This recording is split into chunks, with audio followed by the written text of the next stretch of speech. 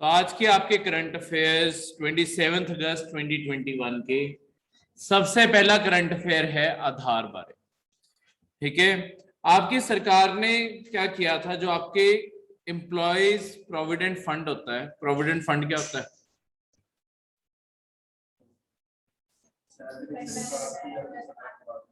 बिल्कुल, सरकार ना सैलरी में से थोड़ा थोड़ा हिस्सा काटती है ताकि जब आपको जरूरत हो, जरूरी नहीं है कि हमेशा रिटायरमेंट पे, अगर किसी भी पर्सन को, ये पब्लिक के लिए भी अवेलेबल है, प्राइवेट सेक्टर के भी लिए, ठीक है, सरकारी एम्प्लॉयज की तो जाती है, पर प्राइवेट सेक्टर भी अपने एम्प्लॉयज को रजिस्टर कर सकता है।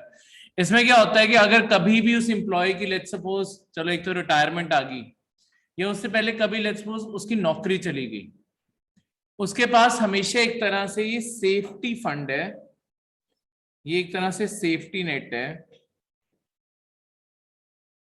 कि आपके एटलीस्ट ये तो पैसे हमेशा रहेंगे।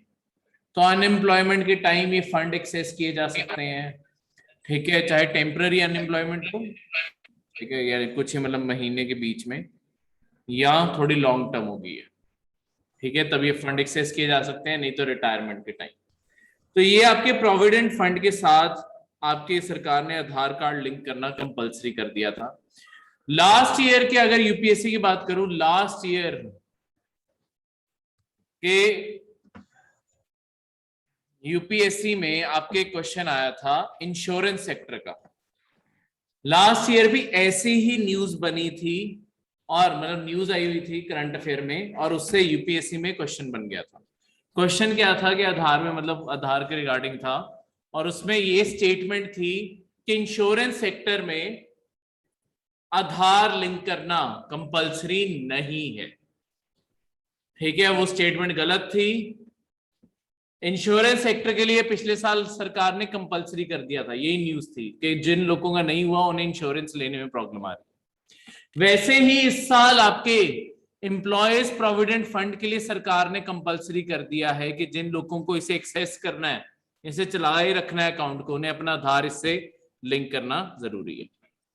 ठीक है, तो अब ऐसी स्टेटमेंट्स, मतलब मेरे कहने का मतलब है, ये जो हम न्यूज पढ़ते हैं ना ऊपर, ये वाला पार्ट भी पढ़ना जरूरी होता है। ठीक है, क्लियर है? तो आधार को एक तो एम्प्लॉयमेंट प्रोविडेंट फंड और दूसरा पैन से जोड़ना कंपलसरी हुआ हुआ है, ठीक है, ये लिंक करना जरूरी है।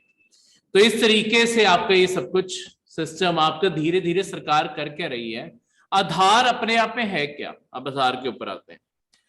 देखो, आधार एक तरह से आपका एक सेंट्रल सिस्टम बन रहा है जिससे हर चीज आके कनेक्ट कर रही है।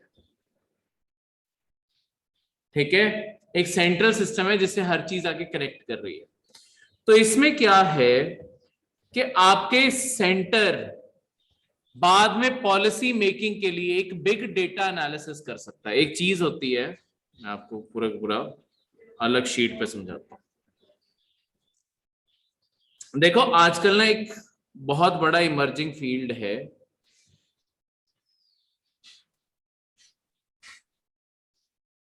Big data analysis.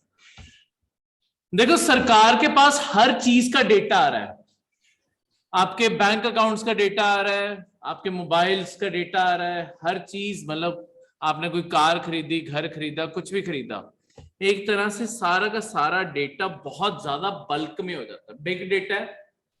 अब इसे लॉन्ग टर्म में ना प्रोसेस करना अपने आप में मुश्किल है, क्योंकि डेटा तो सब कुछ आ रहा है, पर डेटा को फिल्टर करके जानकारी जो तुम्हें चाहिए वो कैसे निकालोगे। लेट्स सपोज अगर मेरे पास सारे एजुकेशन का डेटा आ रहा है कि कितने 1 to 3rd क्लास के स्टूडेंट्स हैं, 3rd to 5th के कितने हैं, 5th to 8th के कितने हैं, ऐसे सबके डेटा आ रहे हैं, प्लस कितने बॉयज हैं, कितनी गर्ल्स हैं, उसके बाद कौन किस कैटेगरी से बिलोंग करता है, ठीक है, उसके बाद कौन इकोनॉमिकली स्ट्रॉन्गर है, कौन इकोनॉमिकली वीकर है, ऐसे हर चीज का डेटा सरकार तक आ रहा है। पर अगर मैं जानना चाहता हूं कि कितनी ऐसी लड़कियां पढ़ रही हैं 3rd क्लास में जो ओबीसी कैटेगरी से बिलोंग करती हैं और गरीब हैं, अब कितने सारे डेटा एक साथ जुड़ गए, मतलब मैं स्पेसिफिकली गर्ल जेंडर को देखना चाहता हूं, ओबीसी कम्युनिटी के जो इकोनॉमिकली वीकर है और थर्ड क्लास की। अब या तो मैं पहले थर्ड क्लास का सारा डेटा बनाऊं और बाकी सारी चीजें करूं। अब लॉन्ग टर्म में क्या हो रहा है, हम ना कंप्यूटर्स को ये काम सिखा रहे हैं। आपकी जो आर्टिफिशियल इंटेलिजेंस है, हम कंप्यूटर्स की हेल्प ले रहे हैं। कंप्यूटर क्या करते हैं, ये सारा जब डेटा रिसीव करते हैं उसे वो खुद ऑर्गेनाइज करना सीख गए हैं। हमने ऐसे सॉफ्टवेयर ऐसी टेक्नोलॉजी बना ली है कि कंप्यूटर्स खुद ऑर्गेनाइज कर देते हैं डेटा। वो जो ऑर्गेनाइज्ड डेटा गवर्नमेंट के पास अवेलेबल होता है उसे कहते हैं, गवर्नमेंट प्राइवेट सेक्टर के पास भी हो सकता है, उसे बिग डेटा एनालिसिस कहते हैं। कि जब सारा का सारा डेटा ऑर्गेनाइज होके एक जगह कंपाइल हो गया उसे बिग डेटा एनालिसिस कहेंगे। तो आपकी सरकार के लिए दूसरी साइड पे आप देखो आधार क्या काम कर रहा है। आधार को सरकार हर चीज से लिंक कर रही है, आपका पैन, बैंक, ठीक है, आपके मोबाइल से, तो लिटरली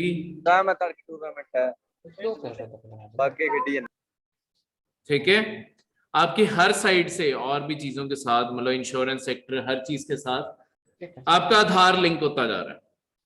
अब इस आधार के लिंकेज से क्या है, आपके सरकार के पास एक पर्सन का सारा डेटा अवेलेबल होने को सारा डेटा अवेलेबल हो सकता है। इसके फायदे भी हैं, अब इसके नुकसान भी है। फायदे ये हैं कि सरकार इसके थ्रू ना बेटर पॉलिसीज बना पाएगी। अगर सरकार को पता है कि इतने लोग इस फील्ड में ये काम कर रहे हैं, या ये चीज ऐसे हो रही है, सरकार उन लोगों के लिए वैसा ही काम कर पाएगी। लेट्स सपोज अगर सरकार को लग रहा है, मतलब सारा डेटा अगर वो एनालाइज करते हैं और वो देखते हैं कि रूरल एरिया में आपके ना बैंक अकाउंट खोल रहे हैं लोग और ना आपके लोग इंश्योरेंस करवा रहे हैं, तो सरकार को लगेगा कि इन दोनों को एक साथ किसी तरीके से टारगेट किया जाए, ताकि आप रूरल एरिया में, ताकि आपके गांव में लोग इनमें जुड़ने लगे, बैंक अकाउंट्स ओपन करें और इंश्योरेंस भी करवाएं अपना। तो सरकार उस तरीके की पॉलिसीज बनवाएगी ताकि रूरल एरिया के लोग इससे जुड़ने लगे। ये है फायदे। अब इसके नुकसान क्या है, नुकसान भी इसी के साथ में ही जुड़े हुए हैं। नुकसान में ये आ जाता है कि आपका, मुझे आपका ना माइक ऑन हुआ है।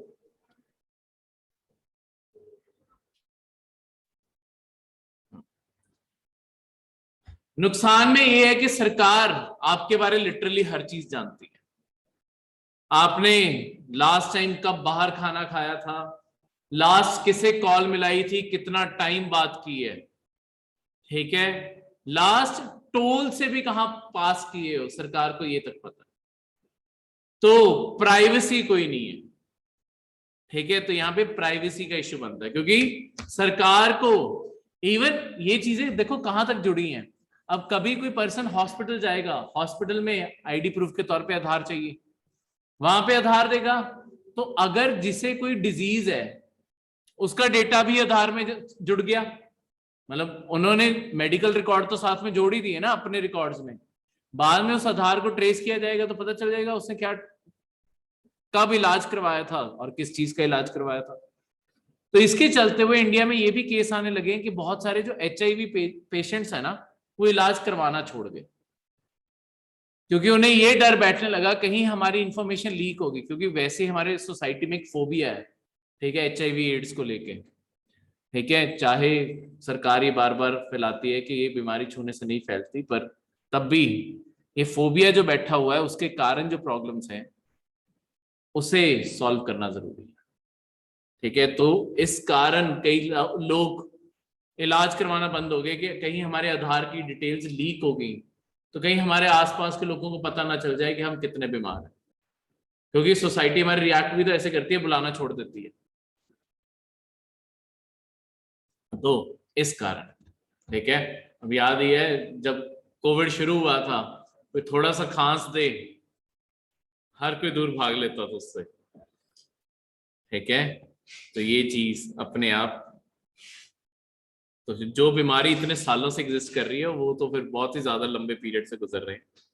आधार एक 12 डिजिट का यूनिक आइडेंटिफिकेशन नंबर होता है, ठीक है, जो वॉलेंट्री है लेना सिटीजन्स के लिए। अगर ये लाइन आती है तो अपने आप में ये सही लाइन है। ऐसा नहीं है कि तुम्हें आधार लेना जरूरी है, पर आधार लेना ही पड़ता है। सरकार ने बस लिखा है डॉक्यूमेंट्स में ये वॉलंटरी है, पर अगर तुम्हें सरकार का कुछ भी एक्सेस करना है, इनफैक्ट सबसे बेसिक फोन ही खरीदना है, मोबाइल नंबर ही लेना है, तो तुम्हें आधार चाहिए।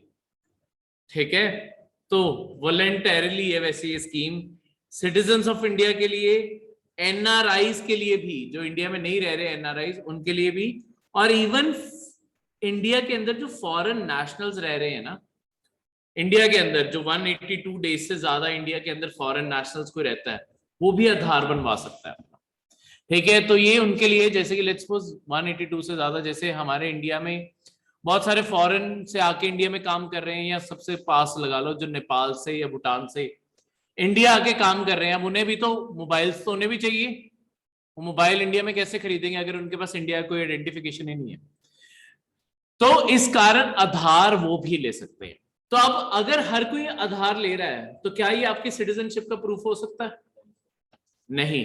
ये चीज याद रखना, आधार इंडिया की सिटीजनशिप का, कि आप इंडिया के नागरिक हो, सिटीजन हो, उसका प्रूफ नहीं है। वो इसका कारण यही है क्योंकि इसे इंडिया में रहने वाला हर पर्सन बनवा सकता है। ठीक है, जो 182 से ज्यादा दिन रह रहा है वो बनवा सकता है इसे। इनफैक्ट जो आपके एनआरआई भी हैं, जो मतलब बाहर जिनका ग्रीन कार्ड भी होता है, उनके पास भी आधार रहता है।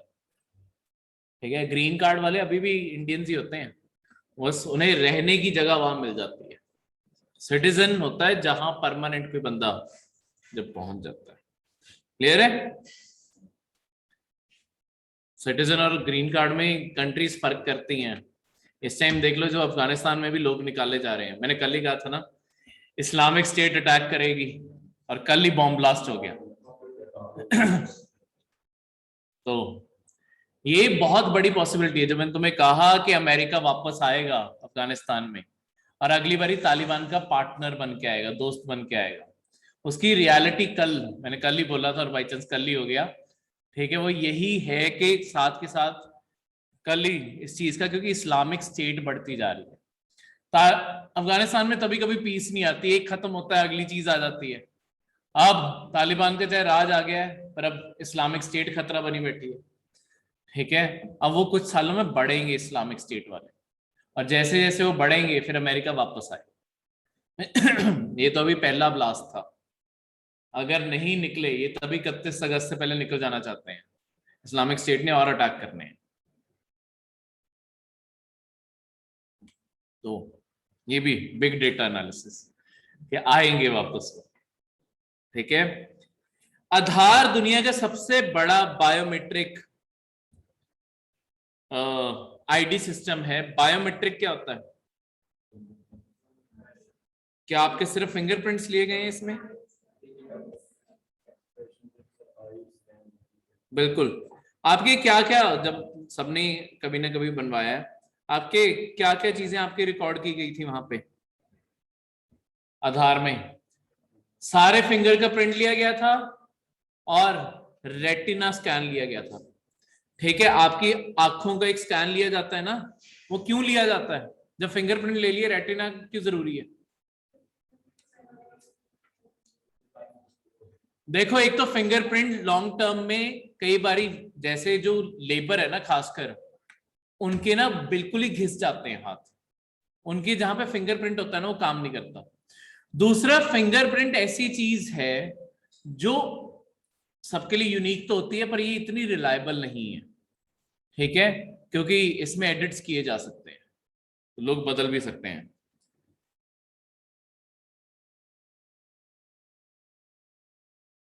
नहीं हिमाक्षी, लॉन्ग टर्म में मतलब फिंगरप्रिंट्स हाँ पैटर्न चेंज करते हैं एज के साथ, पर एक टाइम के बाद स्टेबल हो जाते हैं।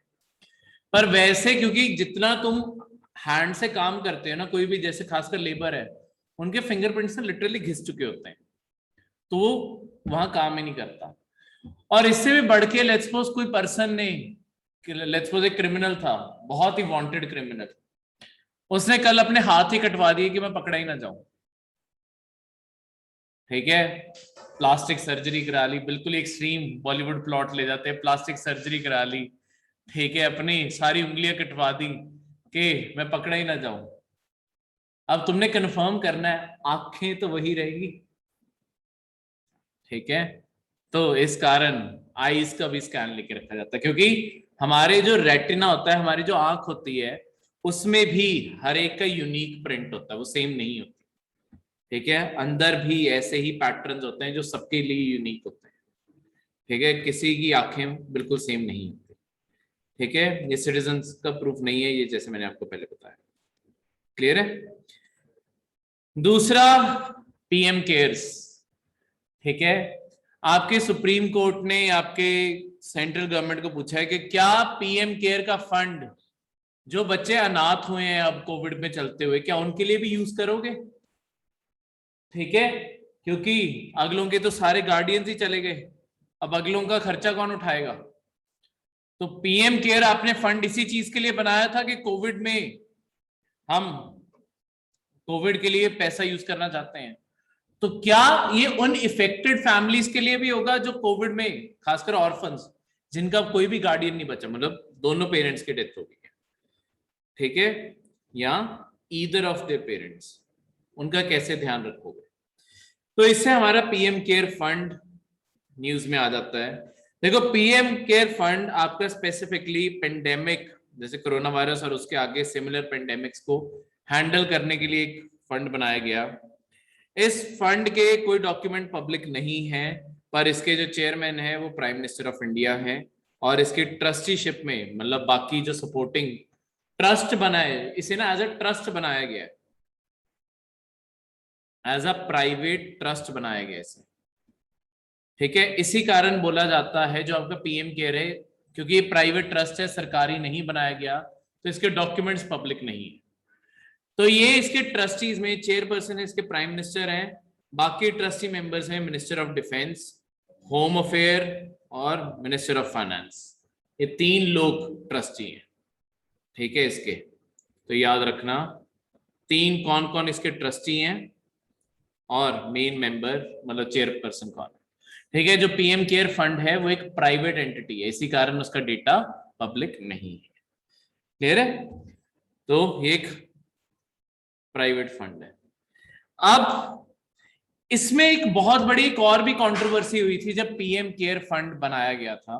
देखो, आपकी ना वैसे गवर्नमेंट ऑफ इंडिया की पॉलिसी है कि गवर्नमेंट ऑफ इंडिया किसी से भी डिजास्टर के मामले में चैरिटी नहीं लेती फॉरेन कंट्रीज से, किसी बाहर के देश या फॉरेन की कंपनी से चैरिटी नहीं लेती। ये पिछले 15 साल से गवर्नमेंट ऑफ इंडिया ने पॉलिसी बनाई थी, उससे पहले लेते थे हम, पिछले 15 साल से, क्योंकि इंडिया की इकोनॉमी इतनी स्ट्रांग हो रही थी, हमने जरूरत नहीं लगी। और बल्कि होता क्या है, जब फॉरेन कंट्रीज डोनेट करती हैं तो एक तरह से एहसान है ना, वो किसी ना किसी तरीके से फिर वसूलने की भी कोशिश करती है, ठीक है। तो जब यही चीज आपकी ये सारी चल रही थी, इसके चलते हुए आपकी ये 15 साल की पॉलिसी सरकार ने साइड पे की। अब फॉरेन डोनेशंस भी पीएम केयर फंड में जा सकते हैं, ठीक है। इसमें फॉरेन एंटिटीज, कोई पर्सन भी पैसे देना चाहे दे सकता है, जैसे रशिया के डिफेंस एक्सपोर्ट कंपनी ने भी इसमें पैसे दिए थे, ठीक है। अब इस तरीके से, पर क्योंकि इसके डॉक्यूमेंट्स पब्लिक नहीं है, तो किस किस ने पैसे दिए, कितने पैसे दिए, ये सारा डेटा पब्लिक नहीं है। वैसे एक और फंड भी एग्जिस्ट करता है। एक और क्रिटिसिज्म यही हुआ था कि 2 फंड बनाने की जरूरत क्या थी। एक ऑलरेडी आपका फंड एग्जिस्ट करता है, एपिडेमिक वाला लग गया, एक हमारा जो नेशनल डिजास्टर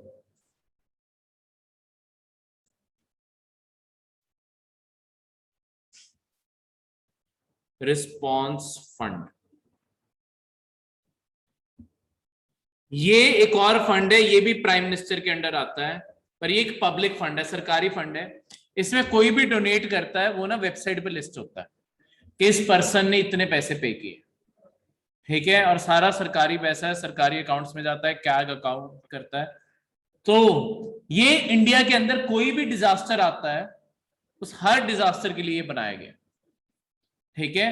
मतलब आप में से कोई भी डोनेट करना चाहे, इस फंड में डोनेट करेगा, तो वो इंडिया के अंदर कहीं पे भी कोई डिजास्टर आता है, कहीं पे कोई अर्थक्वेक आ गया, लैंडस्लाइड आ गई, फ्लड आ गए, कुछ भी आ गया, वहां पे वो पैसा यूज हो जाएगा। ठीक है, कोई साइक्लोन आ गया, कुछ भी आ गया, वहां पे ये पैसा यूज किया जाता है। तो इस तरीके से आपका ये पैसा, तो ये भी क्रिटिसिज्म था कि ये भी तो एक तरह से डिजास्टर है, तो आप यही फंड क्यों नहीं यूज कर रहे थे। ठीक है, तो बहुत सारे क्रिटिसिजम्स थी, पर ये अभी फंड चल रहा है और सुप्रीम कोर्ट ने इसी के सवाल पूछा है कि क्या हम कर सकते हैं ऑर्फन्स की पूरे लाइफ टाइम स्पॉन्सर, एटलीस्ट उनकी एजुकेशन और उनका रहना जब तक वो एडल्ट ना हो जाए, क्या उन्हें सपोर्ट कर सकते हैं या नहीं कर सकते। ठीक है क्योंकि ऐसी एक चीज बोली जाती है कि जितनी आपकी सेकंड वेव में डेथ हुई है ना, सरकार ने उसका 50% भी रिपोर्ट नहीं किया। ठीक है, जो एक्चुअली रिपोर्टेड डेथ्स हैं, इवन जो डेली केसेस आ रहे थे, जो हम कह रहे हैं कि 3 लाख केसेस आ रहे थे, सरकार का एस्टिमेट जो होता है ना, वो क्या होता है कि ये जो नंबर है, मतलब सरकार के अपने जो एस्टिमेट होते हैं, ये जो नंबर है केसेस, इससे ये जो नंबर होगा, जैसे 3 लाख नंबर आ रहा था, इससे 3 गुना ज्यादा केस होंगे, क्योंकि बहुत सारे केसेस ऐसे होंगे जो मतलब जिन्हें सिम्टम्स आए वो कभी हॉस्पिटल ही नहीं गए, तो कभी रिपोर्ट ही नहीं हुए। कईयों ने कहीं पे टेस्ट करवाया पर अपने आप को रजिस्टर, उन्होंने बोला कि हमें रजिस्टर मत करना। ठीक है, तो ऐसे इंडिया में क्योंकि सब कुछ चलता है, तो इस कारण ये जो जैसे 3 लाख जब दिन के केस आ रहे थे, एक्चुअली शायद इंडिया के दिन के 9 या 10 लाख केस आ रहे थे। ठीक है, और इसके चलते हुए आपके इंडिया में बहुत बड़े नंबर पे डेथ हुई है।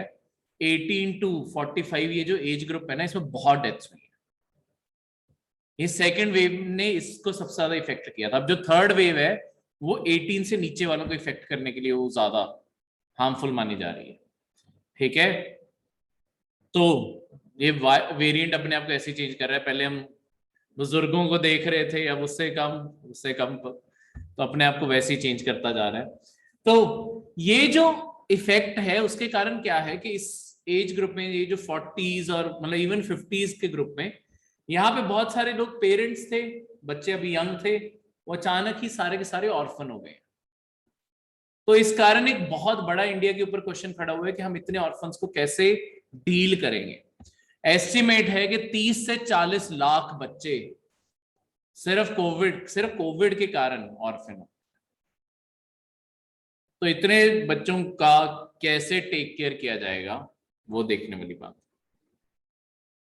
क्लियर है? अगला करंट अफेयर है आपकी एक लेक के बारे, Sambhar salt lake. Sambhar lake आपकी राजस्थान में पड़ती है, बहुत ही फेमस लेक है। ये फेमस किस चीज के लिए? ये एक सॉल्ट लेक है। देखो ज्यादातर आपकी लेक्स जो होती है ना, वो फ्रेश वाटर होती है, ताजा पानी होता है उनमें।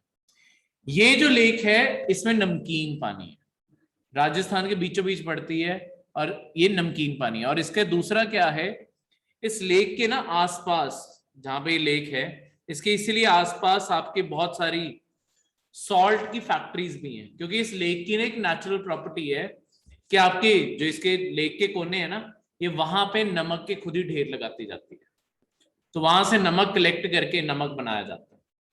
पर इसकी लेक क्या है, क्योंकि ये बहुत ज्यादा पॉपुलर साइट भी है, टूरिज्म भी है, और पीछे क्योंकि ग्लोबल वार्मिंग के कारण क्लाइमेट चेंज हो रहा है, तो ये लेक ना सूखती जा रही है। इसके कारण अब आपकी सरकार पैसे खर्च करने लगी है ताकि इसे दोबारा से रीस्टोर किया जा सके और इसे दोबारा से भरा जा सके पानी से।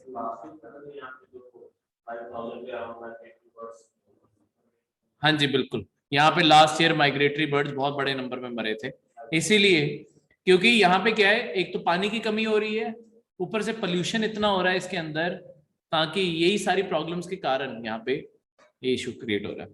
देखो जैसे जैसे पानी, अब लेक में अगर पानी श्रिंक करेगा, एक बहुत बड़ी प्रॉब्लम और भी आती है।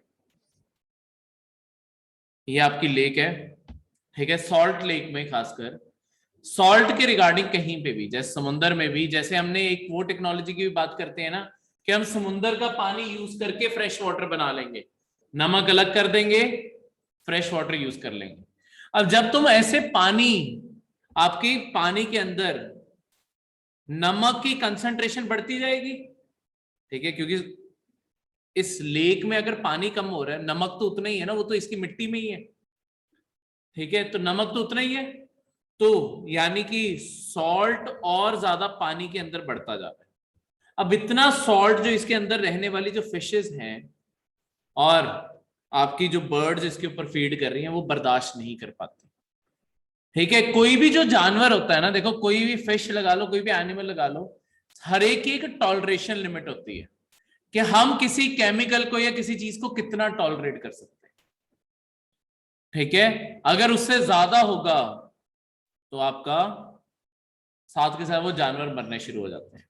जैसे समुद्र में भी, जहां से देखो सऊदी अरेबिया जैसी जो कंट्रीज है ना, सऊदी अरेबिया आपका ज्यादातर पानी अपने सिटीजन्स को ऐसे ही प्रोवाइड करवा पाता है, वो समुद्र से पानी लेते हैं, फ्रेश वाटर अपने सिटीजन्स को सप्लाई कर देते हैं।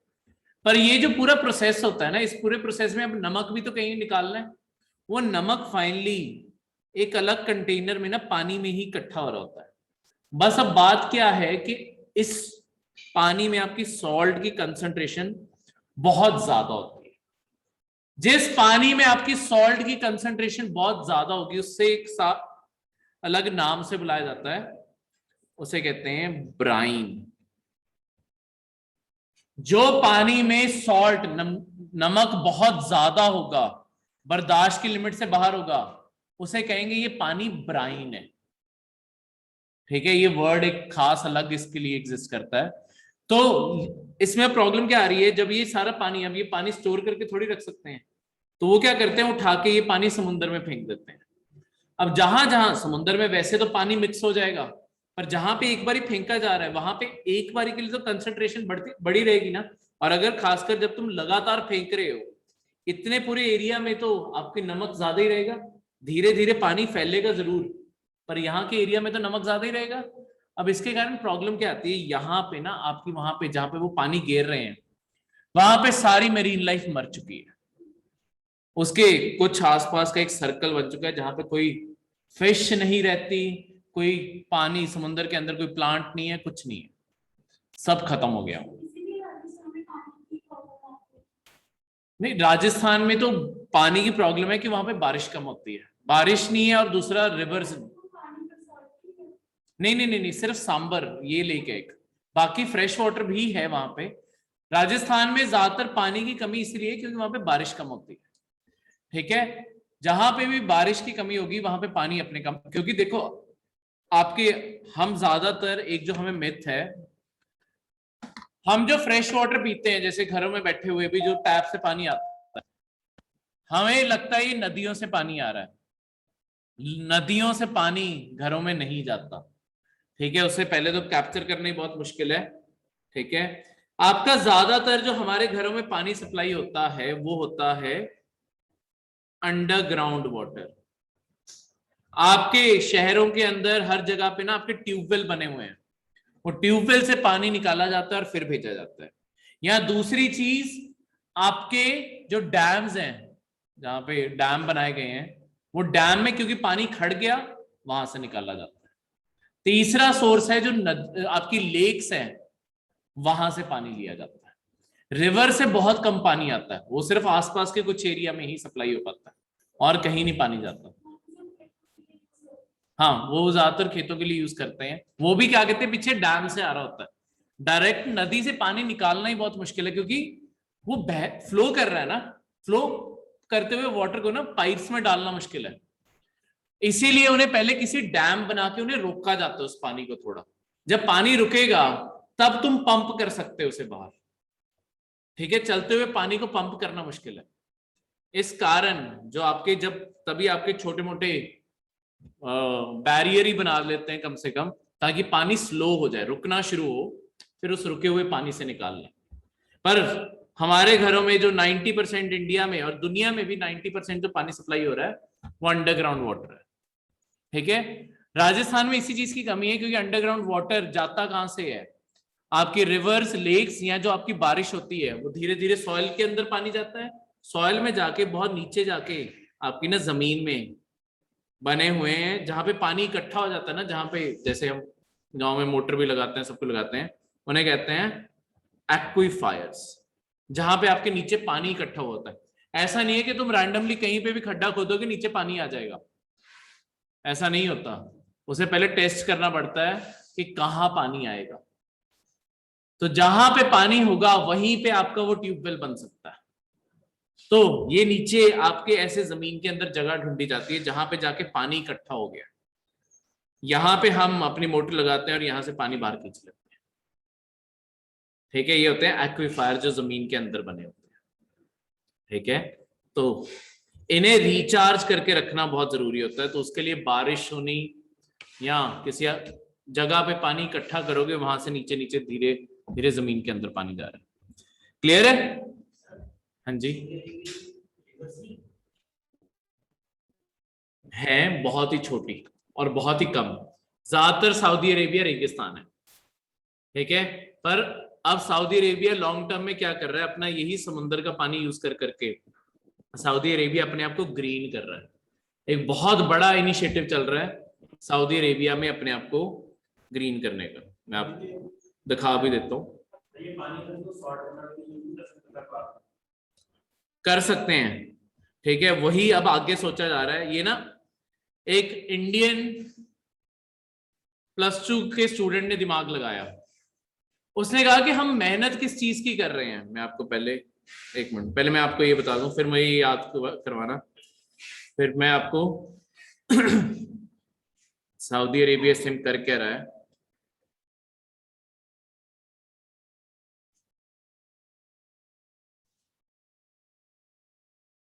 सऊदी अरेबिया ना बहुत बड़े स्केल पे ग्रीन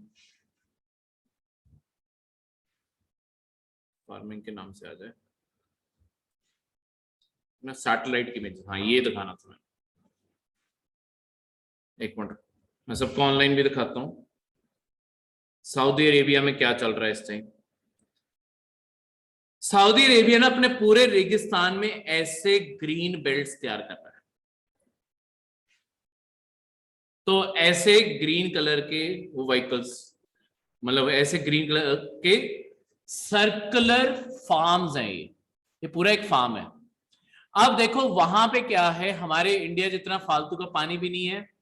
तो सरकार स्मार्ट हुई पड़ी है कि ऐसा नहीं है कि फ्लड, अगर कोई भी क्रॉप उगानी है सारे खेत में पानी भर देंगे, इतना पानी है ही नहीं उनके पास। तो वो स्मार्ट सिस्टम यूज कर रहे हैं। ये लाइन देख रहे हो, ये ना फाउंटेन्स है, ये रोटेटिंग फाउंटेन्स होते हैं। ये गोल क्यों बना है, ये आगे मूव करता जाएगा और चारों ओर पानी देता जाएगा। ये रोज के रोज बस एक स्प्रिंकल करते हैं, पानी जितना चाहिए बस उतना स्प्रिंकल कर देते हैं। एक तो पानी वेस्ट नहीं हो रहा, साथ के साथ रूट्स पे पहुंच रहा है, बस रोज के रोज ड्राई हो रहा है, और प्लांट्स उतने में ठंडे भी हो जाते हैं। तो इसके कारण सऊदी अरेबिया अपना पूरा ये रेवोल्यूशन लेके आ रहा है, ये हजारों एकड़ों में फैला रहा है। तो आने वाले सालों में सऊदी अरेबिया ऐसा दिखने लग जाएगा, ग्रीनरी से भरा हुआ। तो ये सऊदी अरेबिया की सरकार कर रही है। अब आपका क्वेश्चन कि जो हम ये ब्राइन पानी निकाल रहे हैं, ये सब निकाल रहे हैं, हम इसे नमक क्यों नहीं बना लेते। एक इंडियन +2 के स्टूडेंट ने कुछ साल पहले बहुत ही बेहतरीन दिमाग लगाया। उसने क्या कहा कि, और बहुत ही बेसिक लॉजिक है, हैरानी है कि अभी तक साइंटिस्ट ने क्यों नहीं सोचा, पर चलो, इंडियन ब्रेन्स ऐसे कमी से भरे नहीं है, तुम्हें भी बहुत सारे आइडियाज आते होंगे। हमारे इंडिया में एक प्रॉब्लम है, हमारे यहाँ पे कोई आइडिया आता है ना, हम उसे जुगाड़ बोल के उस स्टार्टअप के आइडिया को खत्म कर देते हैं कि ये क्या जुगाड़ लगाया तूने। जुगाड़ एक्चुअली उससे ही जो आपके किससे का ना, एक आइकॉन,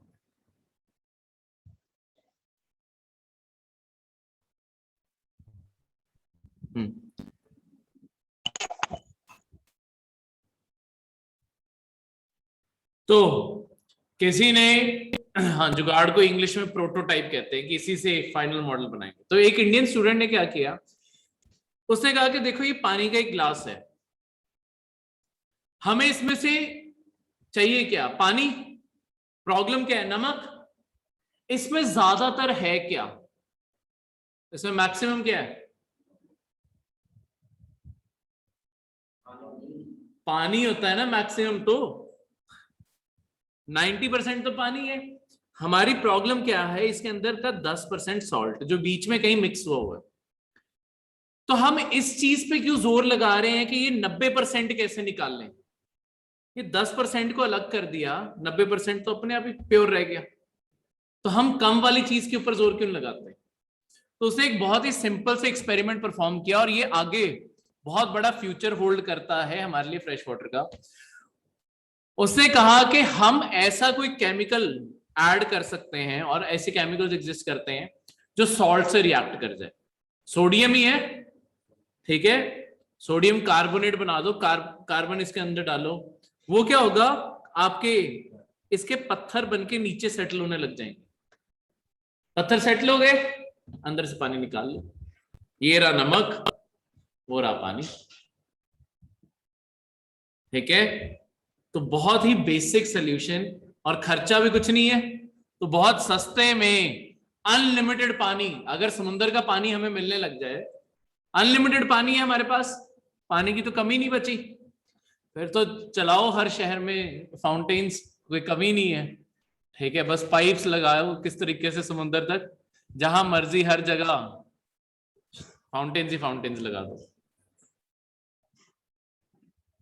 तो अब देखो वो क्या करता है, यहाँ गवर्नमेंट ने उसे अवार्ड दिया था ये सोच के लिए, तो इसी के चलते हुए अब देखो आगे क्या बनता है। पर ये एक बहुत ही अपने आप में वो था। अब देखो ये जो सांबर लेक है, ये इंडिया की लार्जेस्ट इनलैंड सॉल्ट लेक है। इससे बड़ी सॉल्ट लेक देखो इंडिया में और भी है, पर ये सबसे बड़ी है, ठीक है। जो नमकीन पानी वाली लेक है, ये सबसे बड़ी लेक है। सांबर याद रखना राजस्थान में है, इनलैंड सॉल्ट लेक है, ठीक है। अब इसके अंदर 6 रिवर्स इसे पानी सप्लाई करती हैं। ये किसी एग्जामिनर ने अगर बहुत ही ट्रिकी क्वेश्चन डालना होता है ना, वो ये पॉइंट उठाएगा, ठीक है। मंता, रूपनगढ़, खड़ी, खंडेला, निदत्था और समूद, ये है, मुश्किल नाम है और कोई बड़ी रिवर्स नहीं है, छोटी छोटी है। पर कई बार क्या होता है, जो आपके यूपीएससी ऐसे क्वेश्चन नहीं पूछेगी, ठीक है, उसके चांसेस रेयर है। पर कई बारी अगर आपने जैसे साथ में और भी गवर्नमेंट एग्जाम्स की तैयारी कर रहे हो, वो ऐसे क्वेश्चन जरूर पूछ जाते हैं, ठीक है। ग्रेड बी वाले जो पेपर हैं, अगर आप कोई बैंकिंग का पेपर देने की साथ में सोच रहे हो या कोई भी पेपर देने की सोच रहे हो, मैं उसके भी साथ में करंट अफेयर बता दूंगा कैसे क्वेश्चन करंट अफेयर यही रहते हैं। उसके टाइम आपको ये फैक्ट याद करने होते हैं। ये जैसे 300 मिलियन यूपीएससी कभी नहीं पूछने वाली, पर ये उसमें पूछा जा सकता है कि राजस्थान कितने पैसे खर्च कर रही है सांबर लेक को ठीक करने के। तो जब उन पेपरों के टाइम यही करंट अफेयर्स पढ़ोगे, तब ये वाले पॉइंट्स पे फोकस करना।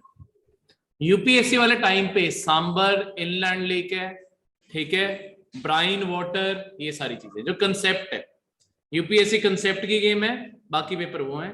मैं आपको ये करंट अफेयर दोनों के लिए सफिशिएंट है, बस पढ़ने का तरीका बताएं, ठीक है, क्लियर है।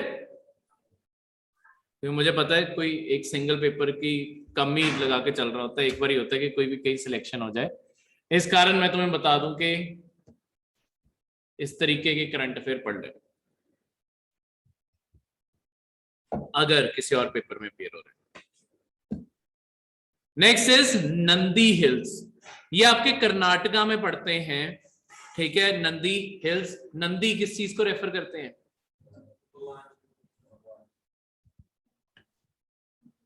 बुल को रेफर करते हैं, ठीक है। तो ये एक तरह से नंदी हिल का नाम कैसे पड़ा है, क्योंकि ये हिल का जो पहाड़ है ना, वो दिखने में ऐसा लगता है जैसे एक बुल सो रहा है, उसकी शेप वैसी बनी हुई है, ठीक है, इसलिए इसका नाम नंदी हिल पड़ गया। एक तो ये क्वेश्चन कि ये कर्नाटका में पड़ता है, ठीक है, एक तो ये क्वेश्चन ये कर्नाटका में पड़ता है, दूसरा इसकी शेप, ये चोलास ने इसे, इसका चोलास इसे कहते थे, एक चोला एम्पायर रहा है आपके साउथ इंडिया में, ठीक है, बहुत ही फेमस, ये आप एंशिएंट मिडीवल हिस्ट्री में हम पढ़ते हैं इन्हें। तो चोलास ने इसका नाम अनंतगिरी रखा हुआ था, क्योंकि उनके मुताबिक ये जो बुल है वो हैप्पीनेस का बुल है, ठीक है, हिल ऑफ हैप्पीनेस, अनंतगिरी, अनंत हैप्पीनेस को, और उसका पहाड़, क्योंकि जो बुल है वो सोते हुए खुश लग रहा है, उसकी शेप ऐसी दिखती है, ठीक है। तो इस तरीके से आपका ये हिल एग्जिस्ट करता है। क्लियर है? कोई भी डाउट नंदी हिल में? आपका अगला करंट अफेयर और बहुत ही इंपॉर्टेंट करंट अफेयर है इस साल के पेपर के लिए भी, जिन्होंने अभी अपीयर होना है, और अगले साल के पेपर के लिए भी। ड्रोन रूल्स 2021 आपके ना लास्ट ईयर तक, इनफैक्ट परसों तक भी आपके सरकार ने ना ड्रोन्स के लिए बहुत ही स्ट्रिक्ट रूल बना के रखे हुए थे, जिसके अंदर आपके ड्रोन्स को 5 कैटेगरीज में डिवाइड किया हुआ था। सबसे छोटी कैटेगरी को छोड़ के बाकी सारी कैटेगरीज के लिए आपको वो ड्रोन को, जैसे आप गाड़ियां रजिस्टर करवाते हो ना, ड्रोन्स रजिस्टर करवाने थे, और गाड़ियों के ऊपर नंबर प्लेट लगती है, ड्रोन्स के ऊपर भी प्लेट लगनी थी। उसके बाद अगर आपको ड्रोन उड़ाना है उसके लिए फ्लाइंग लाइसेंस चाहिए आपको ड्रोन उड़ाने का। ऐसी बहुत रिस्ट्रिक्शंस थी। अब इससे प्रॉब्लम क्या आती है इंडिया में? इंडिया में फिर ड्रोन्स का कोई बिजनेस ही क्यों करेगा जब इतनी रिस्ट्रिक्शंस हैं? स्टार्टअप आएंगे क्यों इंडिया में? इंडिया के अपने लोग भी ड्रोन्स क्यों बनाएंगे जब पता ही है कि इतना पेपर वर्क है, और हर फ्लाइट से पहले भी परमिशन लेनी है। ठीक है, हाँ, हर फ्लाइट से पहले स्काई प्लेटफॉर्म से जाके परमिशन लेनी है। जब तक परमिशन नहीं आएगी वो ड्रोन नहीं उड़ा सकते, नहीं तो अरेस्ट हो जाओगे। तो देखो, स्टार्टअप्स तो वैसे ही ऐसे होते हैं जिनके पास इतने पैसे नहीं होते। तुम उनके ऊपर इतनी रिस्ट्रिक्शंस लगा दोगे, वो बेचारे काम कैसे करेंगे? और जो मेन काम है ड्रोन बनाना, वो तो वैसे ही रह गया, कागजी काम में ही तुम डूब गए हो। तो इसके चलते हुए वहां से, अच्छा यहाँ आ गए, वो सीट खाली होगी, ठीक है। तो आपके ड्रोन्स का पूरा ना, आपके कल जो नए रूल्स आए हैं, इन नए रूल्स ने आपके सेक्टर को लिबरेट कर दिया। इन सारे रूल्स ने अब आपके सरकार ने ड्रोन्स की जो, ये पहले जैसे सबसे पहले एक साइड से शुरुआत करते हैं, पहले जो हर चीज का, हर ड्रोन को रजिस्ट्रेशन प्लेट चाहिए थी। अब जो ड्रोन इंडिया में रहने वाला है और 500 केजी से ज्यादा वेट उठाने वाला है, सिर्फ उसे रजिस्ट्रेशन करनी है, बाकी सबके रजिस्ट्रेशन माफ कर दी गई है। जिस ड्रोन ने एक्सपोर्ट होना है, मतलब कोई बना रहा है इंडिया में ड्रोन, मैन्युफैक्चर कर रहे हो पर तुमने एक्सपोर्ट करना है, उसे रजिस्टर करवाने की भी जरूरत नहीं है। उसके बाद अगली एक रिस्ट्रिक्शन थी कि इंडिया में सिर्फ इंडियन कंपनीज या इंडियंस ही ड्रोन ओन कर सकते हैं। तो फॉरेन कंपनीज इंडिया में आके क्यों इन्वेस्ट करेंगी ड्रोन सेक्टर में जब तुम उन्हें ओन करने की परमिशन नहीं दे रहे हो? वो परमिशन हटा दी गई है। अब इंडियन और फॉरेन कंपनीज दोनों ड्रोन कंपनीज ओन कर सकती हैं। ठीक है, फॉरेनर्स नहीं, फॉरेन कंपनीज। ठीक है, उसके बाद आपकी जो ये परमिशन चाहिए थी, जो हर टेक ऑफ से पहले परमिशन लो, उस परमिशन को भी रिलैक्स कर दिया गया। अब टोटल आपके 3 जोन्स बना दिए गए हैं, ग्रीन, येलो और रेड। रेड वो जोन है जहां पे ड्रोन उड़ाना अलाउड ही नहीं है। येलो वो जोन है जहां पे परमिशन चाहिए होती है, और ग्रीन जोन में जब मर्जी उड़ाओ, जैसे मर्जी उड़ाओ, कोई रिस्ट्रिक्शन नहीं। ठीक है, तो आपका सारा का सारा ड्रोन सेक्टर लिबरेट किया जा रहा है। इसका क्यों जरूरत है? देखो, एक ना बहुत बड़ी ड्रोन सेक्टर, अचानक सरकार क्यों ड्रोन्स के लिए जाग रही है। लास्ट ईयर ना एक दुनिया में एक बहुत बड़ा इवेंट हुआ है जहां पे ड्रोन्स पे अचानक ही सारी दुनिया का फोकस आया है। कुछ ऐसा हुआ है लास्ट ईयर में? चलो, एक तो वैक्सीन ट्रांसपोर्ट। देखो, हमारे इंडिया में जगह जगह पे ना, जहां पे सड़कें नहीं है, वहां पे हम वैक्सीन आपके ना ड्रोन्स के थ्रू आजकल ट्रांसपोर्ट कर रहे हैं। तो इसके लिए ड्रोन्स इंडिया में बनने चाहिए, और बेटर टेक्नोलॉजी की होनी चाहिए, और खासकर ऐसे ड्रोन्स आपके, मतलब जैसे इस पॉलिसी में ये भी बोला गया है कि आपके लिए खासकर ना कार्गो कॉरिडोर्स बनाए जाएंगे ड्रोन के लिए। ड्रोन्स होते हैं, ड्रोन होता क्या है, अनमैन्ड होता है, उसके ऊपर उसे कोई चला नहीं रहा होता डायरेक्टली, मतलब उसके ऊपर नहीं बैठा हुआ। ठीक है, ऐसा हो सकता है वो हजारों किलोमीटर दूर से उसे चला रहा हो। ठीक है, उसे अनमैन्ड व्हीकल होते हैं, यूएवीज, अनमैन्ड एरियल व्हीकल्स। ये जो आपके अनमैन्ड व्हीकल्स हैं, अब आपके नॉर्मल प्लेन्स भी हवा में उड़ रहे हैं, ड्रोन्स ने भी जाना है, तो ऐसे कॉरिडोर्स बनाए जाएंगे जहां से आपका कार्गो ड्रोन्स के थ्रू लिफ्ट करवाया जा सके और डिलीवरी हो सके।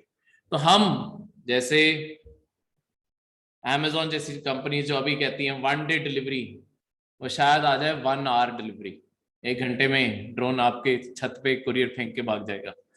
ठीक है, अब आप उठाओ, आपका पड़ोसी उठाए, आप ही जानो।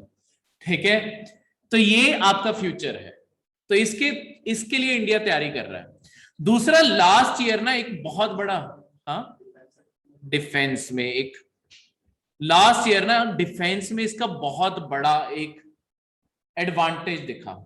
एक ना आपके बहुत पुराना कन्फ्लिक्ट है दो देशों में। लास्ट ईयर 2 देश वॉर पे जाके हटे हैं। हाँ, इजराइल नहीं, आर्मेनिया और अजरबैजान।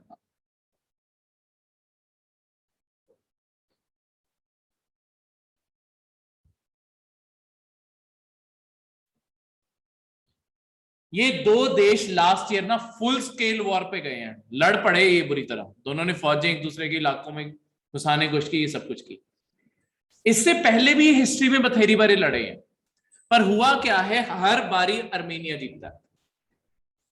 लास्ट ईयर आर्मेनिया बुरी तरीके से हारा है। अजरबैजान ने जितना एरिया अजरबैजान क्लेम करता था, अजरबैजान ने सारे एरिया पे कब्जा कर लिया और अजरबैजान की पूरी तरह जीत हुई है। तो ये हुआ क्या है, अजरबैजान ने आपके टर्की से, इजराइल से, इनसे ना ड्रोन्स खरीदे और सारी वॉर में ड्रोन्स डिप्लॉय किए। ड्रोन्स अब अलग अलग तरीके के होते हैं डिफेंस सेक्टर का जब आता है। एक होता है सर्वेलेंस ड्रोन, वो ना हवा में उड़ते रहते हैं और नीचे पिक्चर क्वालिटी देते हैं कि जमीन पे चल क्या रहा है, तुम बैठे हुए देख सकते हो। दूसरे हैं जो अटैक ड्रोन्स है, जो मिसाइल अपने साथ कैरी करते हैं और मिसाइल फेंक के वापस आ जाते हैं। तीसरे टाइप के ड्रोन्स होते हैं जिन्हें कहते हैं कामाकाजी ड्रोन्स। कामाकाजी ये ना जापानीज वर्ड है। वो वर्ल्ड वॉर 2 में क्या करते थे, जापान के वर्ल्ड वॉर 2 में जापानीज क्या करते, जब उन्होंने अटैक पे जाना होता था ना, वो प्लेन सीधा उड़ा रहे हैं ना, जब उन्होंने अटैक पे जाना है, उन्होंने अचानक डाइव मारनी है और जिस शिप की तरफ, जिस शिप पे वो हमला कर रहे हैं ना, उस शिप पे जाके ही टकराते थे। अगर उन्हें लगता है कि मैं क्रैश होने वाला हूं, वो सडन जंप मार के उस शिप पे ही जाके टकराते थे कि दुश्मन की शिप खत्म करते थे। इसी से नाम डल गया कामाकाजी। तो ये ऐसे ड्रोन्स हैं जो पहले हवा में उड़ते रहते हैं, अपना टारगेट ढूंढते रहते हैं। जैसे ही कोई टारगेट मिला, ये जंप लगाएंगे और उस टारगेट पे जाके टकराएंगे। लेट्स सपोज दुश्मन का टैंक आ रहा है, कुछ भी आ रहा है, तो ये एक तरह से मिसाइल है, हवा में बस उड़ रही है पहले ये मिसाइल। जब इसे अपना टारगेट मिल गया, तब ये डायरेक्टली जंप लगाएगी और जाके उसे उड़ा देगी।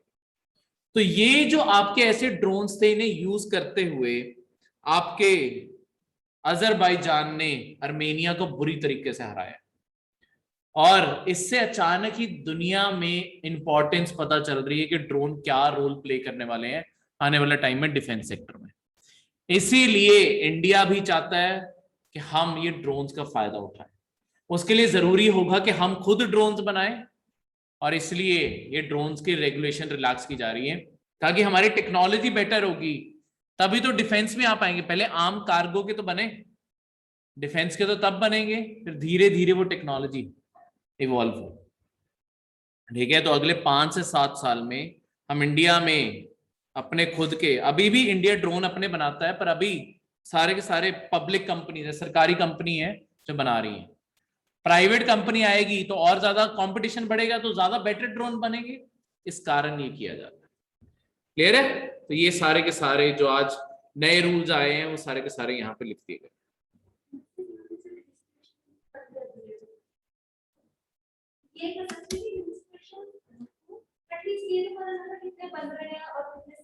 नहीं, तो जो इंडिया में यूज होने 500 kg से ऊपर, उन्हें तो रजिस्टर करना पड़ेगा। जो हैवी है, जो कोई ऐसा सामान उठा सकते हैं, उन्हें रजिस्टर करना पड़ेगा।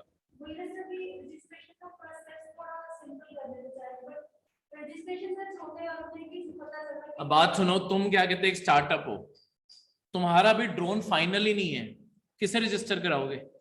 उड़ाओगे तो फाइन है, जेल है।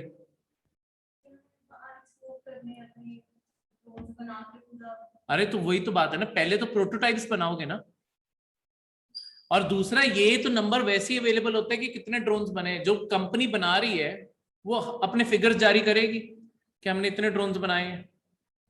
सीरियल नंबर कंपनी की तरफ से सीरियल नंबर सबके ऊपर होते हैं, ठीक है, कंपनी सबके ऊपर सीरियल नंबर लगाएगी। सरकार ने अपनी तरफ से, देखो होता क्या है जब सरकारी डॉक्यूमेंट से इन्वॉल्व होते हैं ना, कल तुमने भी सरकार में जाना है, स्टार्टअप्स को क्यों सपोर्ट करना जरूरी है, जितना पेपर वर्क बनाओगे ना लोग उतना ही बिजनेस से डरेंगे। अगर तुम चाहते हो इंडिया अमीर बने, पेपर वर्क कम करना पड़ेगा। इंडिया की सबसे बड़ी प्रॉब्लम ही पेपर वर्क रहा है। जब से पेपर वर्क सरकार ने कम करना शुरू किया ना, इन्वेस्टमेंट्स बढ़ रही हैं, स्टार्टअप्स बढ़ रहे हैं और इंडिया अमीर होता जा रहा है। अगर चाहते हो चाइना से ऊपर जाना तो ये ऑब्वियसली हमें रिलैक्स करना। चाइना का ड्रोन सेक्टर बहुत इवॉल्व हो चुका है।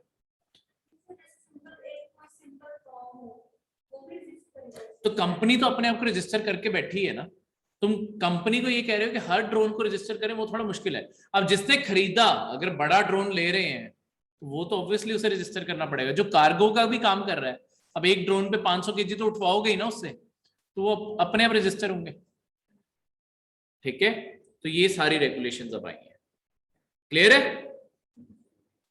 तो ये थे